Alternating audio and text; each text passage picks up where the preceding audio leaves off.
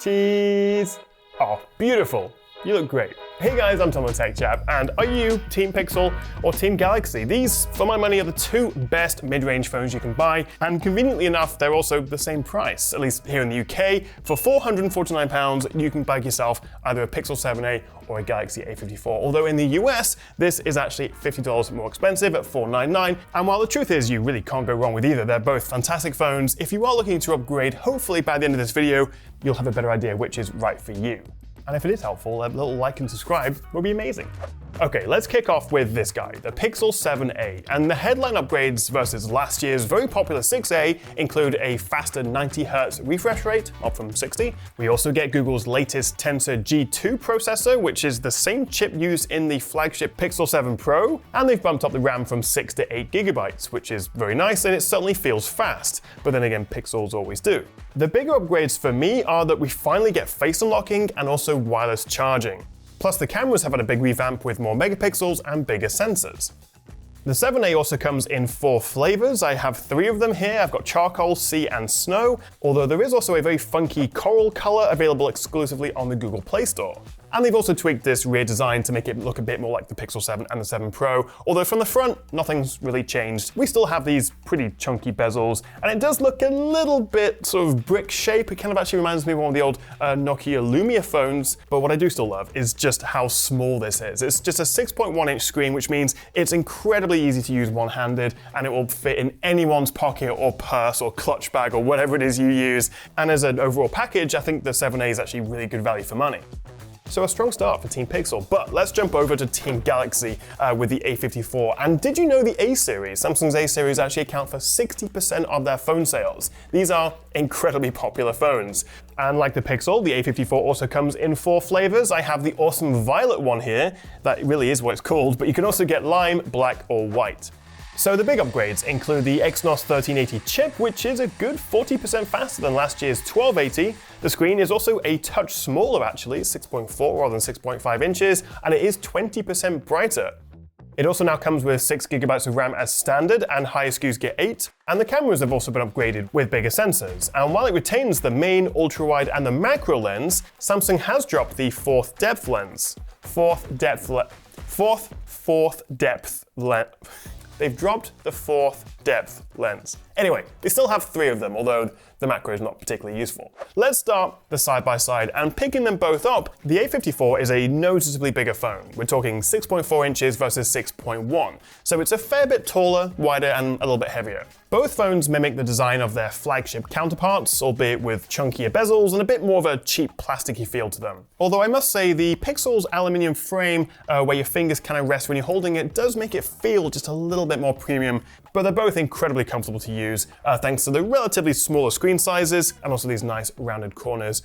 They both get IP67 water and dust resistance, so while I probably wouldn't take it in the shower with me, they'd certainly survive a dunk in some water. Both phones can also be unlocked with your beautiful face or your mucky paw prints via an in-screen fingerprint reader. We also get stereo speakers on both, although side by side I did notice the Samsung produces a slightly fuller and richer sound. I think the speakers are a touch better on the A54. Let's unbox these guys. We've got the brand new Poco F5 and F5 Pro. Let's unbox these guys. We've got the brand new Poco F5 and F5 Pro. But overall, aesthetically, I do think the Pixel stands out a bit more, and I love the ultra compact size, but really there's not much in it between them. So let's move on and talk about these screens. Both use Full HD Plus AMOLED panels and are impressively bright for mid-rangers. I measured a peak outdoor brightness of around 1240 nits on the Pixel versus 1350 on the Galaxy, so it is a tiny bit brighter. And also a minor point, but I do prefer the brightness slider on the Samsung. I feel like on the Pixel, the usable brightness range is all in like the top 25% of the sliders. And I appreciate on the Samsung, we also get support for HDR10+, but I would say those are fairly minor points. There are 2 big differences when it comes to the screen with these guys. The Samsung is that little bit bigger and also boasts a faster refresh rate, 120 versus 90 Hz, although in the Pixel's favor, the smaller screen means it's actually a little bit sharper, 429 pixels per inch versus 403, if you're wondering.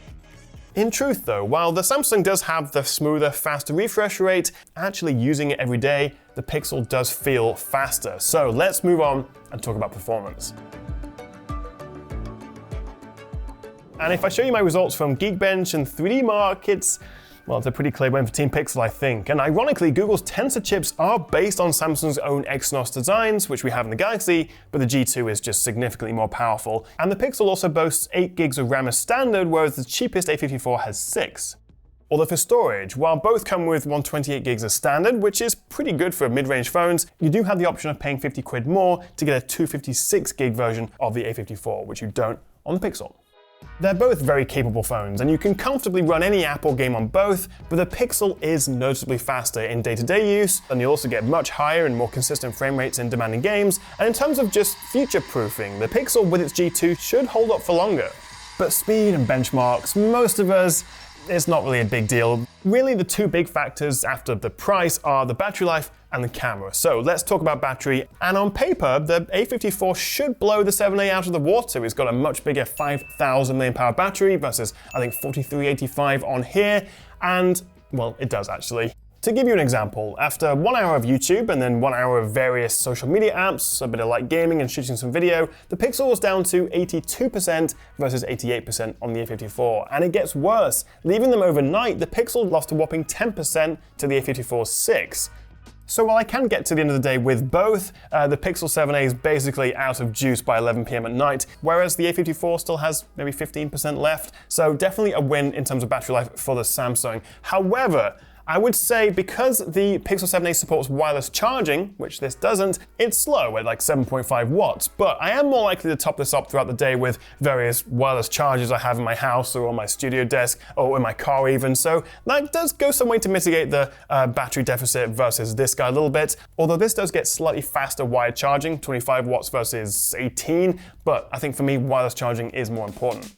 Now if there's one area I think we all expect the Pixel to win, it's in the camera department, but let's see if that's actually true. So starting off with a blind A/B test, which do you prefer, the left or the right? Well, if you thought the Pixel was on the left, you'd be right. And my impressions so far are that once again, the camera is a huge selling point of the Pixel, and it simply can't be beaten at this price point. Don't get me wrong, the A54 isn't bad, and in good light it can take a decent photo, but too often it looks like they've whacked up the sharpness, contrast, and saturation to make it pop. Sometimes it works, and with video, which I'll come to in a moment, it does look a touch more detailed, but for photography, portraits, low light, and even shutter speed, which is really important if you're trying to snap a shot of your fast-moving kids or pets, Sylvie absolutely hates her picture taken, so being able to get a shot in focus is a rare treat.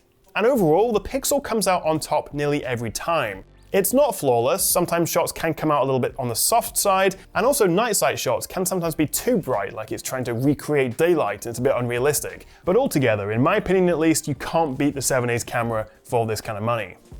And the contrast between them is even more stark with the selfie camera, which doesn't appear to have been improved at all on this year's A54. Come on in.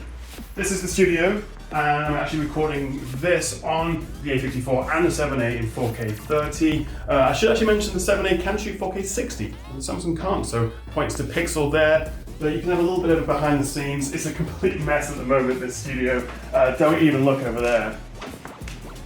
So don't look over there. But I'm also jumping between the microphones, so tell me which one you think sounds better. And as we just do a little spin and change the lighting, let me know in the comments which you think has the best video camera. And then switching over to the front selfie camera, they can both record at 4K 30, which actually some flagship phones can't, like OnePlus's and Xiaomi's and Oppo's, so that's pretty cool. And also looking at the screen side by side as I'm recording this, the Pixel does definitely seem to have a wider viewing angle. I am holding these at arm's length, and you can also see how messy my studio is back there as well. So yeah, let me know which one you think looks and sounds better. Whee! Okay, last but not least, let's talk about the software. And of course, Pixel has the advantage of being Google's own phone. So this is always going to be the first to get Android updates. It ships with Android 13, but 14 is right around the corner. So if you want the latest updates to all the latest features, that is a key selling point of the Pixel. However, this guy offers 4 years of full Android updates versus 3, bizarrely, on Google's own phones. So you'll get slightly longer support with this, but much quicker support with this. But which one is best? Let's wrap this puppy up. The Galaxy A54 offers a bigger, faster, and slightly brighter screen, punchier speakers, a decently longer battery life, and also an extra year of Android updates. However, the Pixel 7a feels faster, the Tensor G2 is significantly more powerful, the camera is fantastic, and it will also be the first to get updates.